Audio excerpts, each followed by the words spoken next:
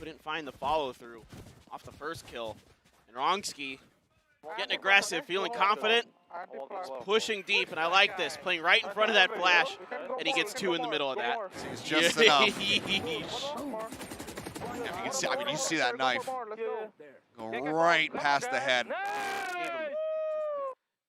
Gave him a piercing in the ear, maybe. From the sideburns. Yeah. And I mean, you talk about, you know, the economy, obviously that last round, bit of a save. Munchkin is God. greeting for this. Here comes the rocket, and Texture will just shut him down. Far too greedy, no support whatsoever. And it doesn't even confirm a lockdown. He's still far away from it. However, the kills are gonna be found. T1 look to rip them apart. An absolutely bizarre play at the hands of Munchkin. And somehow T1 just cut them all down. Zeta finds 4 kills in the round to pick up a 4th round victory. And that's one of the most bizarre rounds that I've ever seen. It was weird because so far, GE hasn't really gotten aggressive off of the Harbor utility. So a lot of the utility is used early here by the side of T1 to cut off the entrances, either at C-long or A-long, right? They're trying to keep things in front of them. They're trying to take as much space in these early rounds, get it, you know, keep the map ahead of them. And until now, GE had been kind of just waiting for the utility to expire, not really doing too much with it. This time they get aggressive on the back of it, so I think you're right. Munchkin felt comfortable because they hadn't been doing much of it, but with the showstopper there. Now they're splitting across Mount. And this is good. Rolling Thunder's going to come out in response. They have a bit of cover, actually utilizing that enemy Cloudburst. Meanwhile, Aaron, I mean, he just swings into B main, finds side player, takes him down, but Munchkin's turret will finish off Wronsky. Man advantage here still for T1. The B site will be occupied. Global, move forward. Spike planted. And they play this out to find the win. That's a great start, but it's instantly traded back. Door needs to be reopened. So lead with the Trailblazer. Want to clear things out. Zeta now moving into the back end of that. Aaron narrowly misses the timing. Ban arriving right as he pivots back. Cover going out. From Monnier. Oh! Another, and he's got it! Beautiful rifling from Monnier. Drags Global across the line with the clutch. I was just thinking, Achilleos, you know, Monnier's been kind of quiet today. Well, there we go. That triple kill ties it up at 4-4, and again, gets the GE stack just absolutely fired up. I mean, he just quadrupled his number of kills there. Yeah, that's pretty good. Yeah. I mean, maybe I'm wrong. I feel like Munchkin didn't get the ult off that previous orb play. I think he got it off death. I'm not sure. Either way, he's got it now. Looking to see that utilized. It's going to be half armors across the board. We do have an operator here in the hands of Saya player. Pitched up over at B. Yeah, really aggressively far up. They've dropped an alarm bot there too, so worried about lurks is GE. Gonna use the Viper's Pit on the side of T1, try to thwart this approaching GE force, which is right now pinging it out. Let's see how they want to deal with this, how they want to try to clear out. Still got a boom bot, still got a few pieces of utility that you can use, potentially, to try to deal with this Viper's Pit. But I think very far back in it is Bond. Right now, it looks like it is going to be a rotate. It looks like it is just going to be Aaron. Oh, Texture gets wiped out. Taken down. The Viper's Pit helping to go ahead and flush at least one player over towards Saya. Flash does connect. Cloudburst going to be invested as well. Zeta takes a nasty chunk of damage. After the shock to zone it back, and Wronsky's just going to rush on the back end of that, and will profit with a kill, but instantly gets traded back. Zeta now can go ahead, pop the ult. The Reckoning built up. Spike end up getting planted. Can they clutch it out once more? Man drops the pit, and that's likely going to maybe lead Aaron to believe that the Viper has relocated. Looking for the pinch, and while he puts quite a bit of damage down onto Carpe, he cannot get the kill. Monnier again put into a position where he needs to try to clutch this, but this time not to be. As we will just go ahead back and forth, round for round. T1 taking the lead once again. Yeah, the time double peak there at the end to make sure that Monnier isn't allowed to do anything out of the ordinary there. Of course, an extra player helps as well. But yeah, it's good adjustments here by T1. I mean, sensing the pressure onto A, waiting for that moment to drop the Viper's pit. I was watching the map a little bit, and Aaron was flirting around the, I guess, southern edge, you could say, of the Viper's pit there, the attacker-sided edge, trying to see if he could sniff out Bond, catch him on the backside. Bond very patient there, never fell. And like you said, once he dropped the pit, then Aaron was in a very tricky spot. They kind of had a good read on maybe where his positioning would be. They set up a pinch there, even though they won out on the initial trade anyway. And a good flash as well from Carpe in there to confirm nobody's on the B side.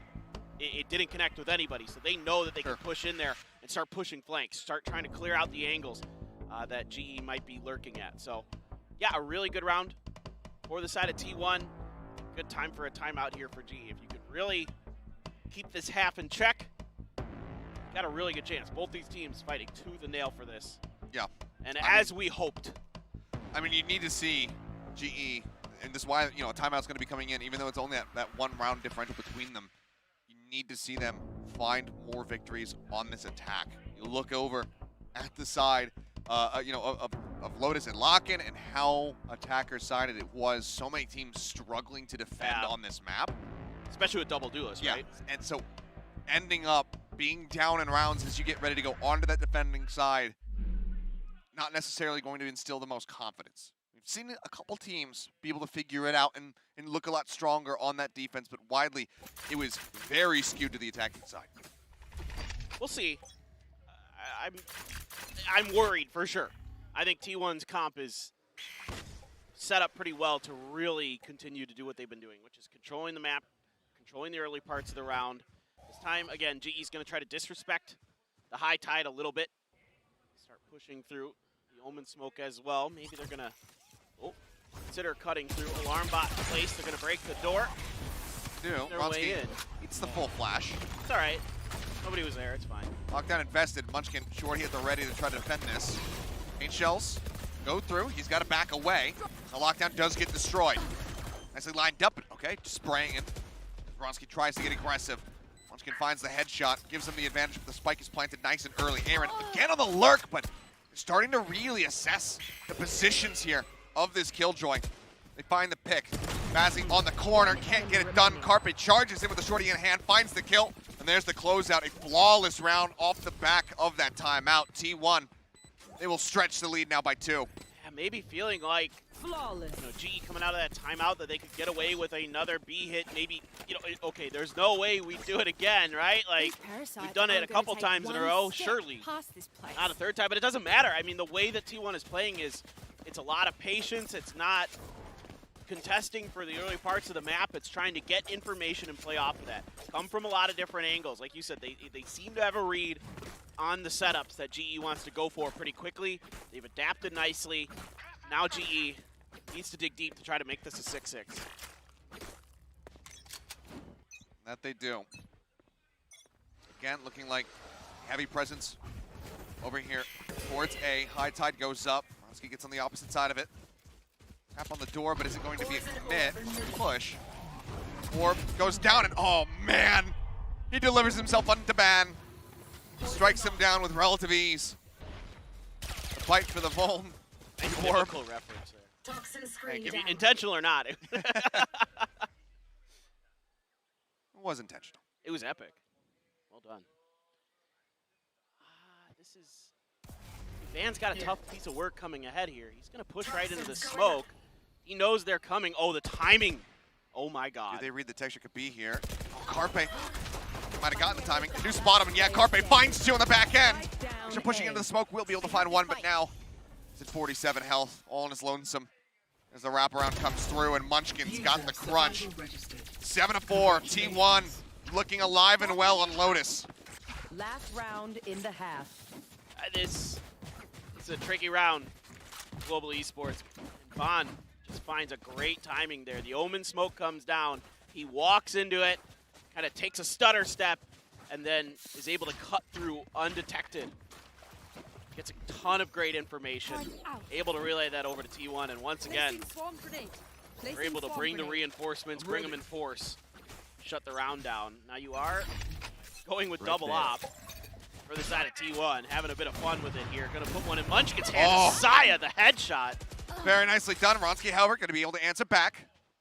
Takes the operator out of the equation. Rolling Thunder going through. Fault line, however, is going to be the thing that connects onto Munchkin. Otherwise, why is that shot? What? Because here's the footsteps, takes the shot, finds him. It's quickly traded back by Moniette. Seek them out. I've been informed that Found one. you do pronounce the T. It's not French, so that's my bad. Moniette? Either way, Ah, Scout my bad. destroyed. do go ahead. They scout out one. They identify where the Omen is as well. Push it. Bazzi, fantastic headshot. Helps to keep them in this, but he does get chunked down to 16. Right there. Flash keeps Zeta at bay for a little bit longer. And moves forward. Finds the kill. One 2v2. enemy remaining. Now a 1v2. Strike down. Aaron with the operator in hand. Get one of them. That gives him a lockdown. He can get the plant across. It gives him a lockdown. He drops out. Doesn't find the connection. How do you pilot this now? 35 seconds. Ticking down. Tugging along the wall. Ban just moves forward, finds the shot, and T1 end up making this an 8-4 half as they get ready to go on the attack. Switching That high tide from Zeta there made things impossible for Aaron. It gave him no angles to really utilize with that operator. Just phenomenally dealt with. Then once they, for sure know it's an operator in his hands, they start pushing and getting into those close quarter situations and finish the job. So, yeah, T1, phenomenal defensive half. 8-4. What like you've been saying, from what we've seen on Lotus, that's a brilliant defender side. Just making good reads, not really giving GE a lot of time and space. They might let him get the plant down, but they were quick to react. They were quick to swarm the map, come from so many different angles to make things so tricky. Great reads on timings and information, and again, I think a lot of this does come down to their double controller. I really do. Sure. I think it really makes it really hard for GE with so little information to work with to not just feel like you aren't forced to just take whatever space is given to you and try to make it work. And obviously, even though this isn't a double duelist, it still lends itself very well to the attack when it comes down to having those codes. Exactly. Having those high tides to be able to cut off vision and escort yourselves in onto site. So these last 15 some odd seconds here for the side of GE in this timeout need to be valuable. Racer needs to be keeping them in this game, giving them something to work with, some ideas of how to approach as we get ready to go into this pistol. I mean, you were kind of mentioning it. After T1 are able to claim the first one in the first half, they have the lead. This is GE's chance to at least tie it up and bring them one step closer to finishing out this map. Yeah, look, this is not over by any stretch of the imagination. I mean, Aaron known to be the defensive-sided specialist. They looked phenomenal just in general on Haven, so no doubt they can get this done.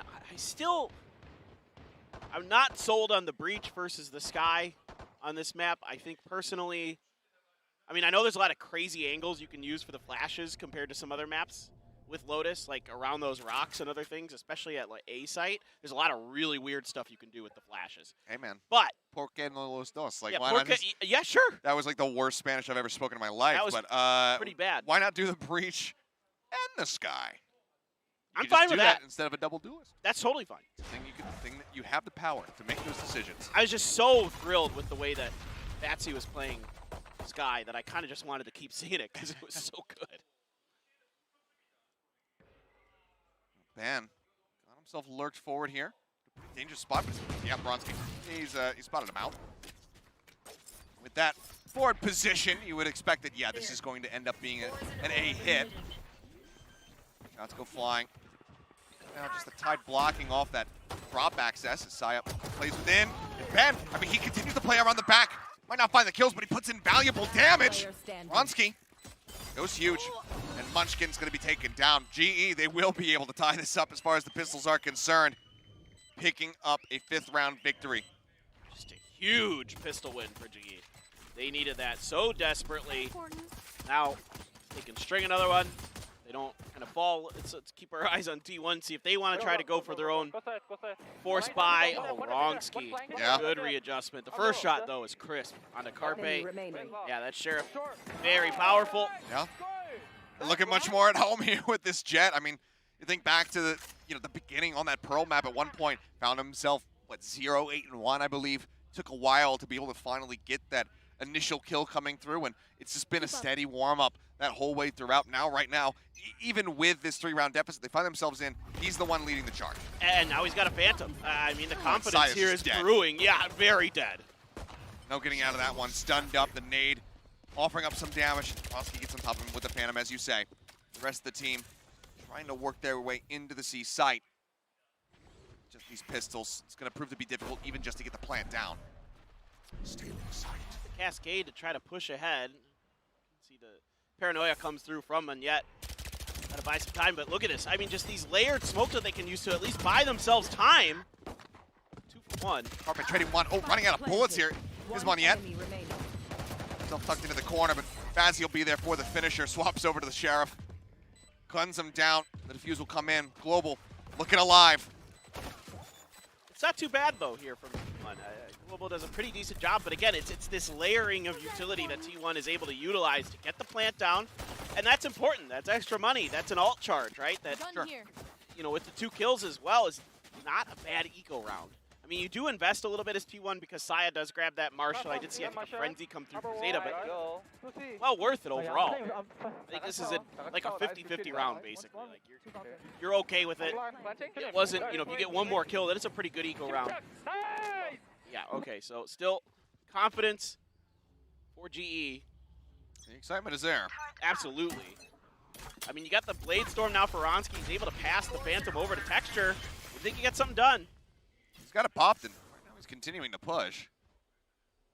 See the rotate around from Bazzi, at least getting into position to maybe offer up a flash if they want to continue to push the issue here. Bomb buddy out. Looks like he's going to. Bot, scout span, push on the corner. It's the instant headshot. Zronsky finds the punish. It's a weapon gone. A very crucial member taken out of the equation. Recalling my boss. All the smokes. Now of no concern. Dash forward, they get across towards Rubble. Ronsky getting tucked away. Zeta flashed. Still manages to stabilize, find that kill in the end. She just looks to back off. I thought he had Zeta there for a second. It looked pretty good, but it just missed the head. Munyet has to use the paranoia to back off. Yeah, Munyet versus Munchkin. Might have avoided getting paranoid. Either way, ships in the night, they're shifting around, and it seems like, yeah, Munchkin knows exactly where he is. He needs to push it when Texture arrives out of nowhere off the top rope. Cuts him down to the arrival through Waterfall. Yes, the rest of the team 30 seconds committed here onto the C site. They will be able to get the raise. Keep things evened up just a little bit more. They have the gun advantage. Trying to break the cove. They are able to do it. Everybody moves up to try to offer some covering fire. And the Reckoning going to be invested into this round because they absolutely know that they need to win this. Yeah, it's really good stuff here from GE. The good communication to get Texture over to bail Munyet out. See what Carpe can do. Here's the spike tank. Aaron needs to have something here. Trying to inch forward, get onto this. Munyet will find one. Yeah, the setup is just nasty. They have the lineups here. Aaron again onto it, they swing out, they find it. T1, it's certainly not clean, but they still do manage to break the momentum a bit. They pick up this round, they stretch the lead again by 3. It's gonna have to be half buys. It's tooth and nail. You can see how bad both of these teams want Half this. armor buys it. Again, yeah, just good communication here for GE to at least, again, it was a bonus round for them, right? Yeah. So every kill they get is great, and they find a decent amount here. Finally, they're able to do it. Let's go there from the side of T1, but I just love the way Munyet played that. He used that paranoia to kind of shift into a back position, and immediately Texture was on his horse to come help. Yeah. And that's great. It shows good communication between this global team from players from different countries, right? So this isn't, maybe, players from the same region, the same language helping each other. It's all over the place. That's great to see. I mean, having spoken to him, Texture's English is just skyrocketing. It's pretty good, yeah. It's pretty good now. Ronsky gonna go for a tap on the door, and he still somehow gets that Munchkin getting whippy right when he absolutely cannot afford to. Doesn't even put that much damage on him either. That's a brutal way to miss out on what otherwise looked like a very free kill. Carpe will grab the orb, pop the Seekers immediately. He also flashes into the site. Can't catch much of anything though. Seekers do help. He's revealed the position here of Texture, but he's still gonna find one. Zeta answers back. Takes down the Raze. Saya will find Aaron. Might think the drop is clear. This bite doesn't cover everything. Bazzi gonna swing out, looks to break the cope, and answers back. Firing through the box, finds the kill. Now it's all on Zeta. Sends out the wall. The push, the tap onto the spike, finds one. Does he suspect? Well, now he knows. Another tap. And neither player really knows the location of the other. Trigger discipline. Oh, and Moniette plays it perfectly. He gets the read. Zeta tries to go for the wraparound.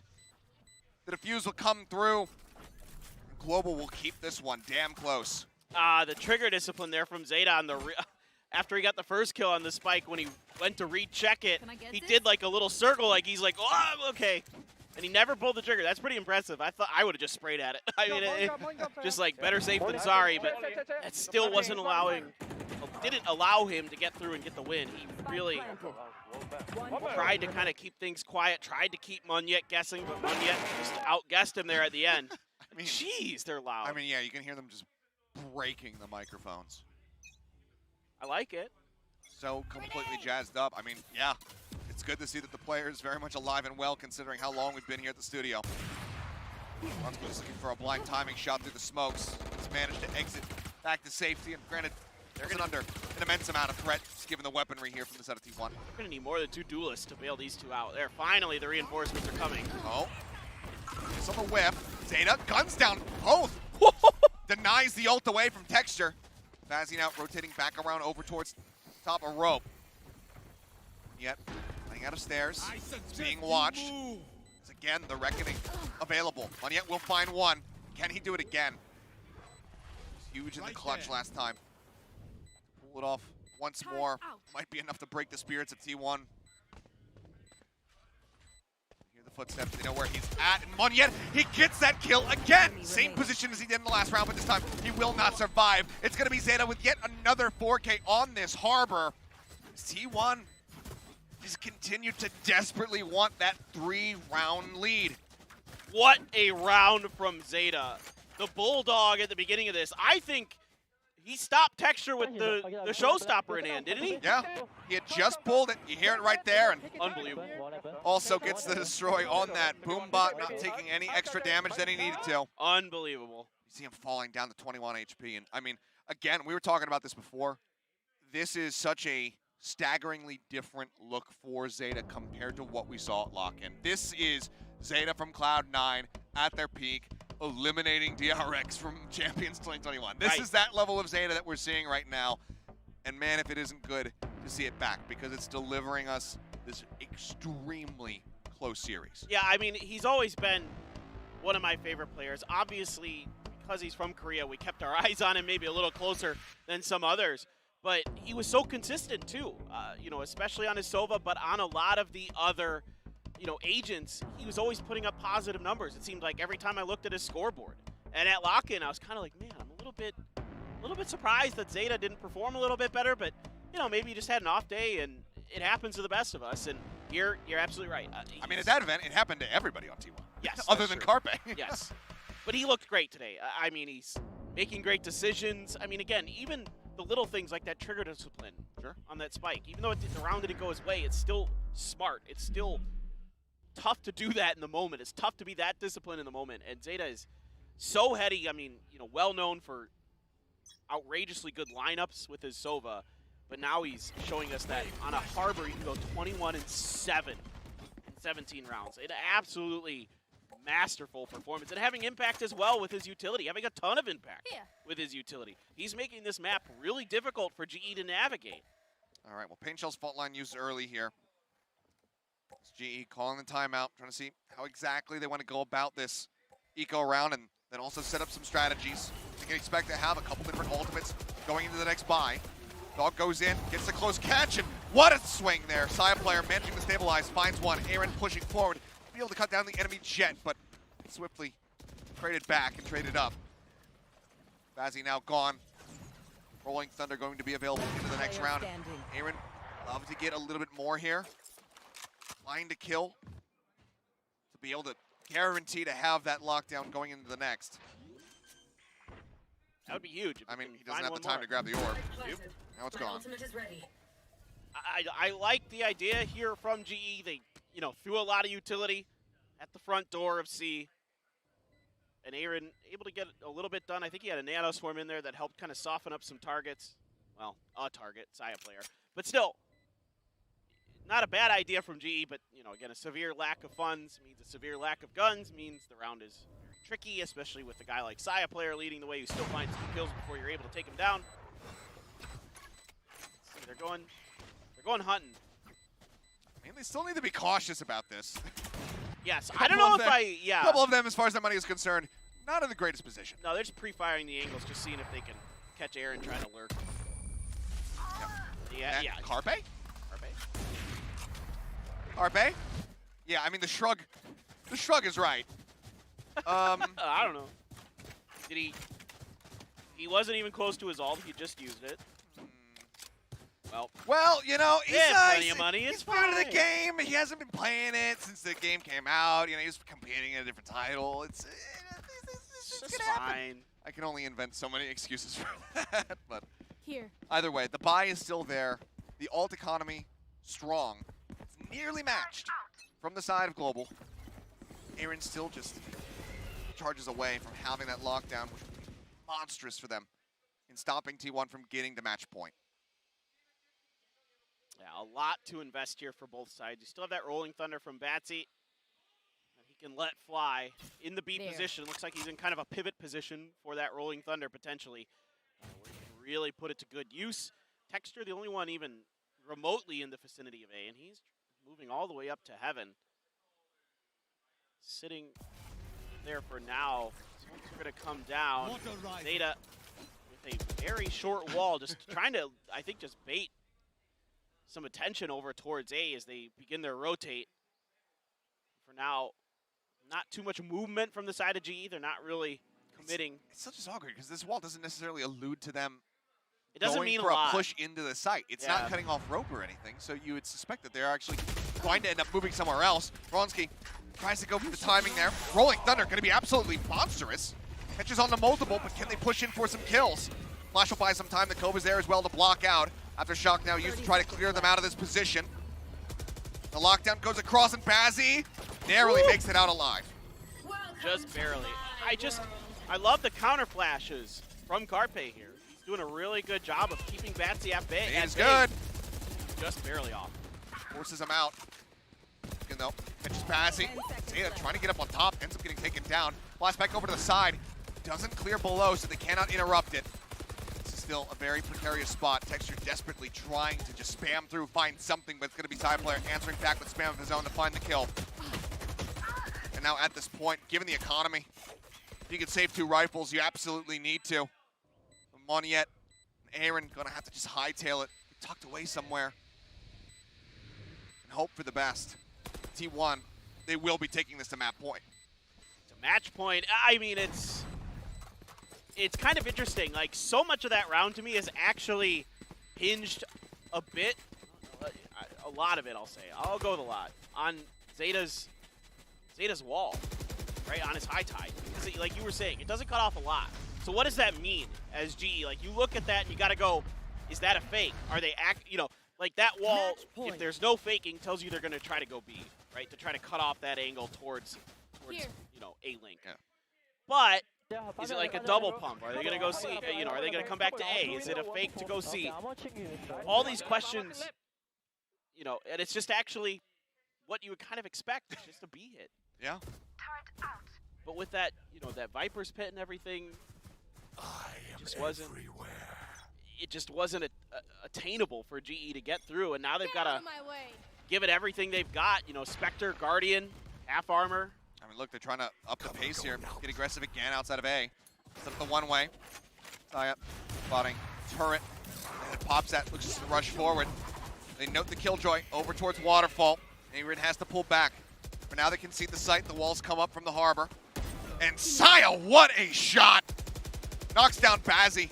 And that's so much retake. Util taken down now. Texture eliminated. Carpage is spotting the blast pack flying. Estimates the angle, gets the kill. Zaya takes down Ronsky, and could this be it? It absolutely looks like it. Moniette would have to go absolutely crazy. He finds one, but he can't get any more. And 13-7. That will be T1 taking down Global in their opening series, all the way to 3 games, all of the delays. They managed to persevere. It is 1:06 a.m. You could not tell from the way the T1 piloted that final map. A fantastic performance here from T1. Some great adjustments being made since lock-in. A great debut for Zeta as the new IGL.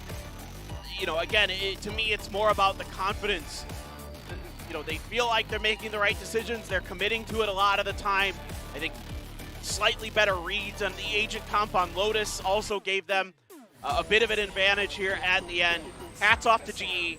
Phenomenal performance here today. I thought, you know, really bouncing back nicely from a slow start, but apparently that's what they do, so maybe that's not that impressive. I don't know, but it's really, really good stuff.